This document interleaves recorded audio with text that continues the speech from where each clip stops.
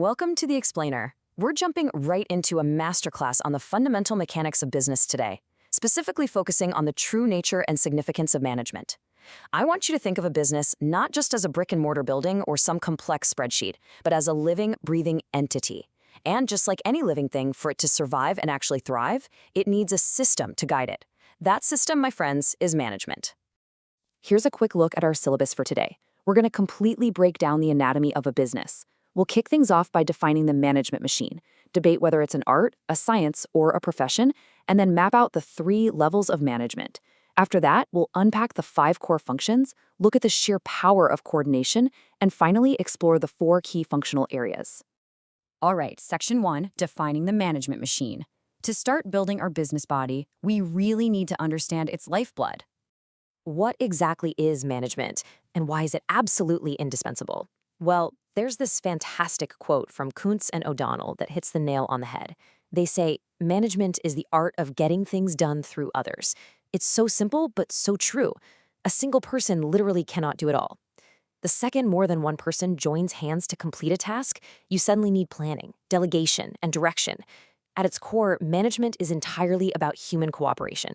So, the really crucial thing to grasp here is that management isn't just for massive corporate factories. It's a completely universal process. We're talking social, religious, agricultural, and educational fields too. It is always goal-oriented, meaning it's a tool designed to hit specific targets efficiently. It's also a continuous, never-ending cycle. But most importantly, it is a deeply human process. All the other resources in the world are basically useless without human beings at the center, constantly making decisions to drive things forward. Moving right along to Section 2, art, science, or profession. Now that we know what it is, we have to figure out how it actually operates in the minds of leaders. This is such a classic debate in the business world. When a manager makes a high-stakes decision, are they relying on the rigid, calculated laws of science? Or maybe the intuitive, creative flair of art? Or is it the structured training of a profession? Well, the answer is actually a really fascinating combination of all 3. Think about it like this. Management is absolutely a science because it relies on a systematized body of knowledge, hard rules, and cause and effect relationships. As Dr. George Terry noted, science teaches one to know. But here's the catch. Theoretical knowledge just isn't enough on its own. Actually applying those rules effectively, that requires personal skill, insight, and a whole lot of cleverness. That's the art of management. It's not pure physics and it's not pure sculpture. It's this perfect dynamic blend of knowing the rules and having the practical expertise to actually pull them off. Plus, nowadays, management is completely standing on its own as a dedicated profession, much like law or medicine. You have specialized degrees like BBAs and MBAs. There's a massive increase in dedicated research, professional associations like the Indian Institute of Management, strict ethical codes of conduct, and a profound moral responsibility to society. Management isn't just a generic job title anymore. It's a highly structured profession. Let's dive into Section 3, the 3 management levels. This is where we look at the nervous system of an organization and figure out who is actually making the calls. As any business expands, the owner simply can't supervise everyone directly. It's impossible. So authority has to be delegated, which naturally forms a pyramid. At the very top, you have the supreme authority, your board of directors and CEOs. In the middle, you've got the departmental mediators, like the heads of production or finance. And right down at the bottom is the functional layer, the supervisors and foremen, who are on the ground overseeing the day-to-day work. Think about how power and risk shift as you move up and down that ladder. At the very top, you have maximum authority and responsibility. The decisions made here are highly risky and affect the entire future of the company.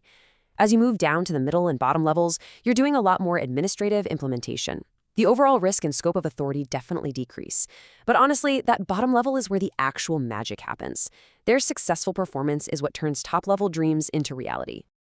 Okay, Section 4, the 5 core management functions. It's time to check out the vital organs that make the business body breathe and grow. Function number 1 is planning. You can think of planning as the brain of the entire operation. The source material frames this beautifully, basically saying that while we can't change the past, we can absolutely shape the future. Planning is that intellectual process of forecasting. It's selecting facts, evaluating your options, and minimizing risk. It literally sets the stage for every single other thing the business does, because it defines exactly what needs to happen. So if planning is the brain, Organizing forms the physical structure. This is all about assigning authority and responsibility among individuals who are working together for a common goal. Once the brain decides on the plan, organizing is what delegates the actual work across different teams and makes sure everyone knows who is reporting to who. But hey, a brain and a physical structure aren't going to get you very far on their own, right? A company without staff is just a skeleton. That brings us to function 3, staffing. These are the vital arms and legs of your business. We're talking about recruiting the absolute right people for the right jobs, and then actually training and taking care of them. A highly motivated, well-nurtured staff is hands down the most invaluable asset any business can have. Now, even if you have the most brilliant plans, a rock-solid structure, and an amazing team, all of that is totally useless without our 4th function, directing. Directing is that continuous day in and day out process of guiding and supervising. It's giving orders, sure, but it's also providing genuine leadership and motivating your workers to cross the finish line. And finally, wrapping up our 5 functions, we have controlling. Think of controlling as the immune system of the business. It maintains the balance between efforts, results, and resources. And this is key. Modern management tells us that controlling is not some negative dictatorial thing meant to punish people. It's a positive, corrective activity. It's there to catch deviations and gently steer the business back onto the right path that we laid out back in the planning stage. Section 5, the power of coordination. Because we have to ask what actually connects the brain to the limbs and keeps everything from falling apart. The answer is coordination. This is the ultimate connective tissue. It's the act of bringing true harmony among all those different functions we just talked about. You need it at every single stage, from planning all the way through to controlling. Without coordination, the whole management process just collapses.